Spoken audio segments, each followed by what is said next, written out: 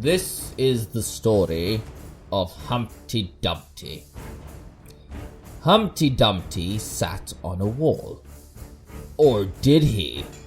Actually, it was a pile of dead zombies. Because you see, Humpty was a super intergalactic zombie hunter, sent to Earth to rid the lands of the wretched zombie plague. And obviously he was an egg. So he sat on the pile when all of a sudden his arch nemesis, Princess Unipoo, whooshed by on her mighty magical nuclear rainbow unipony, or Mnru for short. The swoosh was so large that it knocked him over, and he began his long descent down the pile of rotting zombie corpses, getting bits of rotten flesh stuck between his toes. It was a sad day for our hero, for he was but an egg, and his shell was not that strong. He left his energy shield generator in his other pants. When he reached the bottom, he cracked open like a fortune cookie. Except it wasn't all that fortunate. It was unfortunate. And all the king's horses and all the king's men... No, actually no. The king was Mnru in human form, and he was currently occupied with transporting Princess Unipoo, and so was unable to give the order to his horses and their men to put Humpty back together again. So Humpty had to drag himself through the streets of the ruined forest city to find the magical glue he needed. The quest was long and arduous, but he didn't give up. Well, actually, there was this one time he was all like, screw this! But he remembered the wise words of his great-grandmother Sue, who said, "If you ever find yourself falling to pieces, child, remember that it could always be worse. You could, for example, be falling to pieces while being roasted over an open flame while being dipped in sulfuric acid." This gave him courage. He was fine after that, really. And so he gathered himself and continued on his way. Legend had it that the magical glue was in the possession of an ancient carrot, thousands of years old. It resembled an old stick and didn't look much like a carrot at all anymore, which was fortunate because King Mnru was a fan of carrots. Eating them, I mean, not like being a fan of a rock star or anything. And so you see why the king's horses and men couldn't put Humpty together again. He had to do it himself. He found himself on a path made entirely of ice cream, and the trees around him were shaped like cows which seemed to move and moo. It was a little distracting, but whatever. And then a thought occurred to him. Surely ice cream is a dairy product? How messed up is that? The cow trees bestowed upon him a prophecy. Moo, moo, moo, moo, moo, moo. And it all became clear to him. He was to journey beyond the great mountains of Brussels sprouts. It was a very bad tasting journey, 'cause who the hell likes Brussels sprouts? No one. Not even Professor Broccoli of the Green Institute for Disabled Brussels Sprouts. Humpty travelled the lonely road and found companionship in no one except a lonely little butterfly he met on the way. And suddenly the zombies attacked. This was okay though, for this is what he had trained for. Wielding his fiery noodle swords of newly goodness, he slew the wretched beasts in the shadow of the mountain. Before him lay the windy, windy, twisty, sticky path of Mount Broccoli, drenched in cheese sauce. With the path being so sticky, he could barely move his feet.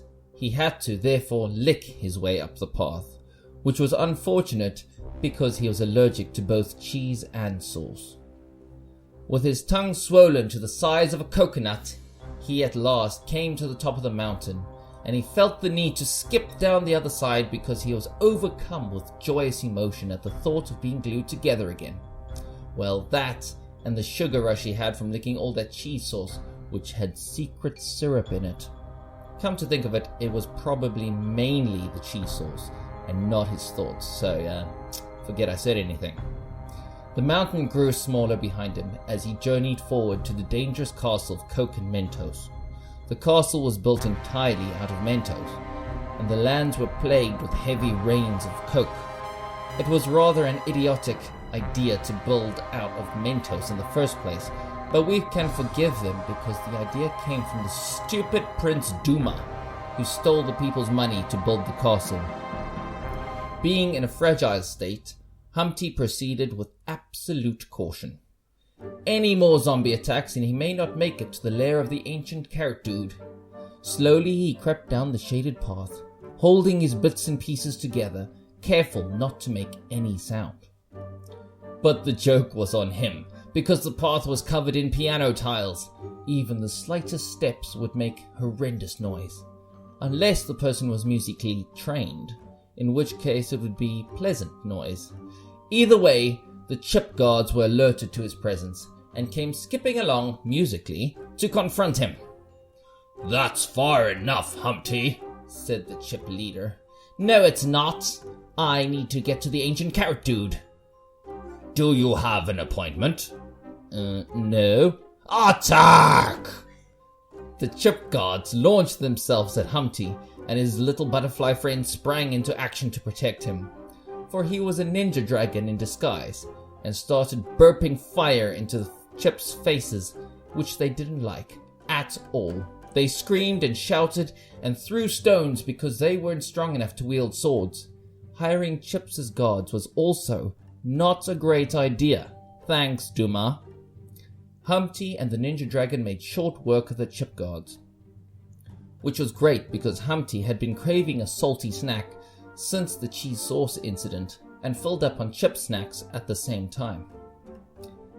The Mentos castle was left undefended, and so it left. It just got up and walked away, straight into the great Cola Lake, where it exploded and flew like a rocket into space. Humpty and Fred, which is what he called the little butterfly ninja dragon thing, set off down the road. In the distance they could make out the faint silhouette of the ancient carrot dude's lair, shaped like a bunny. Psych! The bunny was a cyborg, and as soon as they got close enough they discovered that it was being controlled remotely by none other than Princess Unipoo. "Ha ha ha! You has fallen for my trap, Humpty Dumpty," said the diabolical Pooh. "No, you actually fell for my trap," said Humpty, bluffing, because really he was totes surprised. "I have nuclear carrots inside your mechanical bunny thingy, and it's going to explode any second now. Not exactly sure when, but soon. Probably. I hope."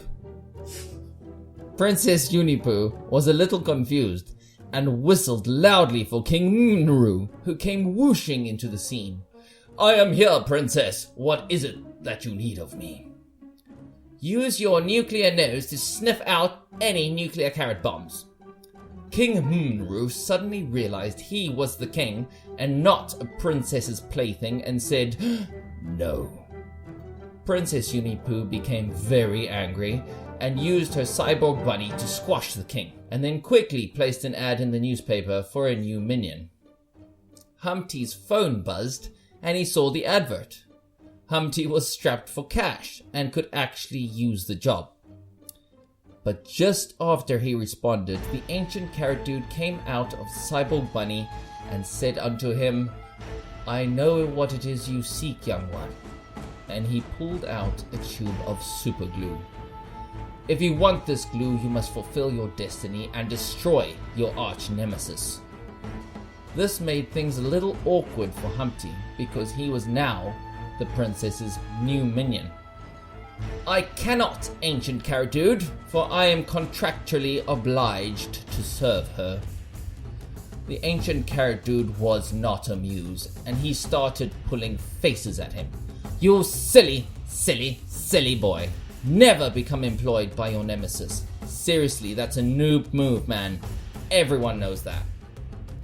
This saddened our poor hero, and if his eyes were still attached to his face, he would be crying. Princess Unipoo gave a mighty laugh and took the ancient carrot dude into her cyborg bunny hand. "This ends now," she said dramatically. All hope seemed lost, and Humpty was about to give up when suddenly Fred stepped forward and said, "I cannot allow this. As well as being a deadly ninja dragon and sometimes butterfly, I am a formidable labor lawyer and would like to review that contract." Not one to shy away from a legal challenge, Princess Unipoo showed him the contract. All at once Fred burped, and the contract was set alight. "Lol, you fell for my sneaky trick, you silly, silly poo." With the contract destroyed, Humpty threw his mighty noodle sword at what looked like Princess Unipoo's head. But she's a poo, so it's hard to tell, and it could very well have been her foot. Who knows? But luck was on his side, and it was her head after all. It sank deep into her cranial lobe, and she gave a horrible shriek, which stank at the same time. And that was the end of Princess Unipoo. The ancient carrot dude smiled and handed Humpty the tube of glue, but unfortunately it was as old as the carrot and therefore completely dry and hard. Humpty Dumpty sat on a pile of zombies dead. Humpty Dumpty fell to pieces and bled. His quest was dangerous and unfair. He journeyed towards the ancient carrot dude's lair. His nemesis, the evil Princess Unipoo, along with her minion King Mmenru, did all they could to make him fail, and almost succeeded, but to no avail. Humpty found the ancient carrot dude, hoping that his pieces could be glued. Despite Humpty's quest so bold, the glue he needed was dry and old. The end.